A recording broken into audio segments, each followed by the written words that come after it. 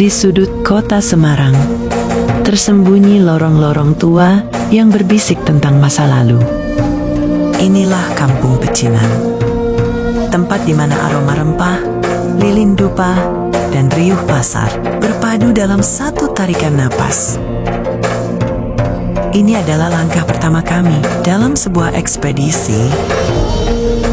ekspedisi untuk menggali jejak sejarah, budaya, dan cerita-cerita yang tersembunyi di balik tembok tua dan lampion-lampion yang menggantung berjejeran. Di sebuah kedai kopi, tepatnya di Wat Gandul Barat, Kampung Pecinan. Kami duduk bersama beberapa narasumber sambil menikmati suasana kafe. Kami berbincang tentang sejarah, budaya, dan kehidupan sehari-hari di Pecinan. Dari cerita-cerita itu, kami mulai melihat sisi lain dari kawasan ini yang jarang diketahui banyak orang. Membuka sedikit demi sedikit kisah lama yang masih tertinggal.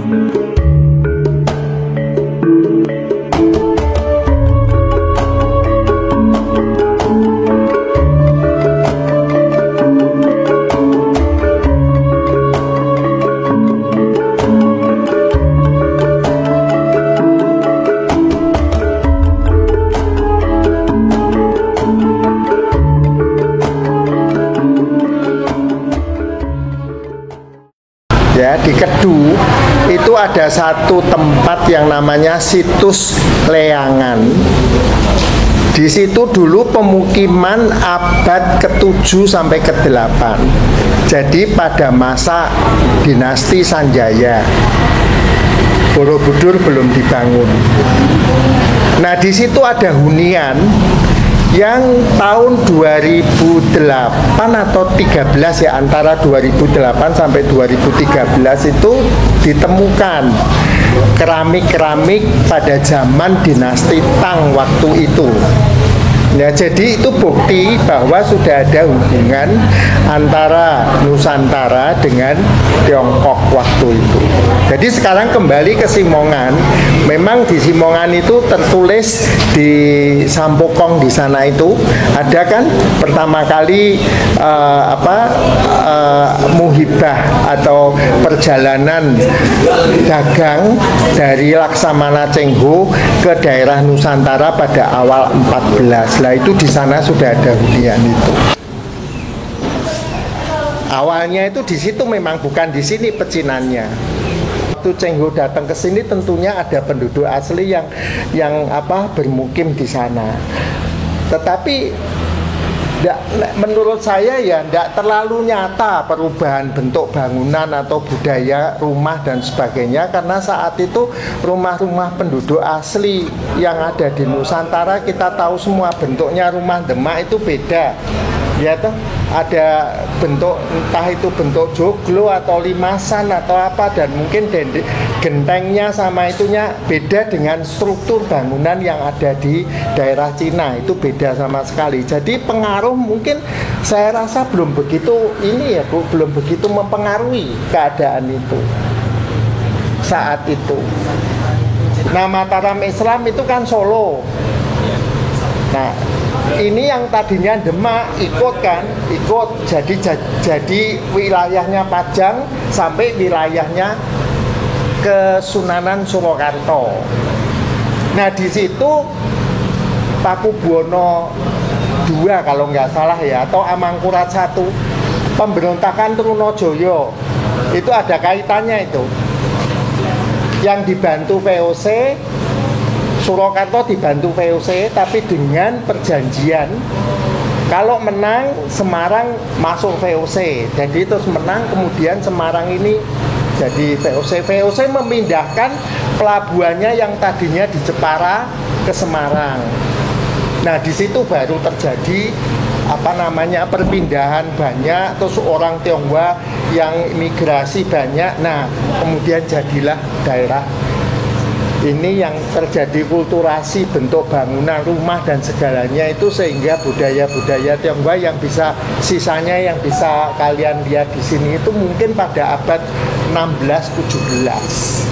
Pada abad ke-17 banyak sekali etnis Tionghoa yang juga menyebar pindah sini karena ada peristiwa geger pecinan di Batavia tahun 1740. 3 tahun itu kan di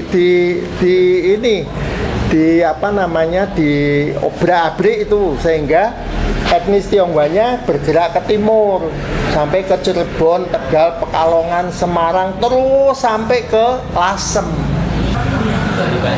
Yang dibantai di Batavia itu diperkirakan 10.000 dan dibuang di sungai sampai sungainya berwarna merah, itu disebut angke, muara angke itu. Ang itu merah. Ya. Bukan Mandarin tapi bahasa Cina yang suku itu ang itu merah artinya. Nah itu, mereka kemudian ke timur yang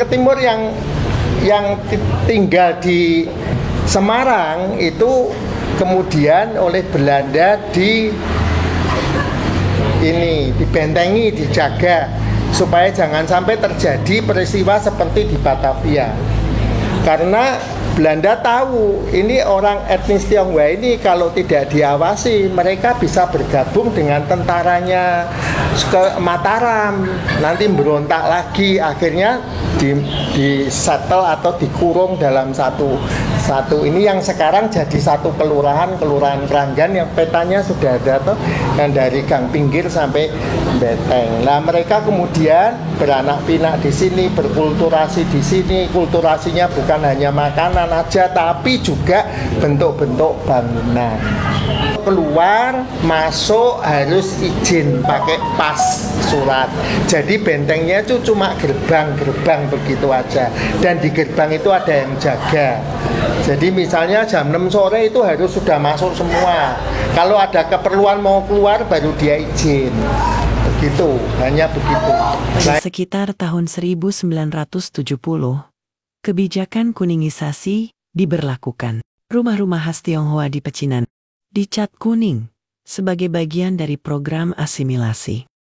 Tahun 1979, kerusuhan berlatar belakang SARA merebak dari Solo hingga Semarang, dan Pecinan menjadi salah satu sasaran perusakan. Peristiwa ini menjadi salah satu bab penting dalam sejarah komunitas Tionghoa di Semarang.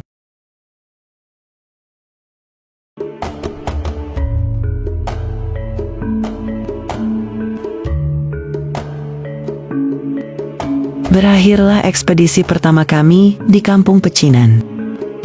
Namun ini bukanlah akhir perjalanan.